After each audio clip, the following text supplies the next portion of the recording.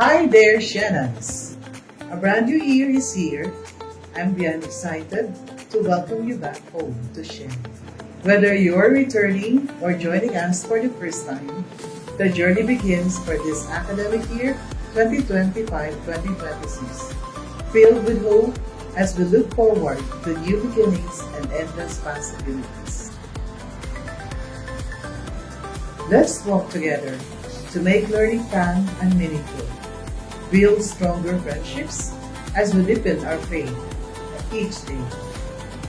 With passion for truth and compassion for humanity, we pray, we study, we play, and we serve together. So get your bags, bring your best self, and let's make this year extra sweet. Tara na! Kita-kits tayo!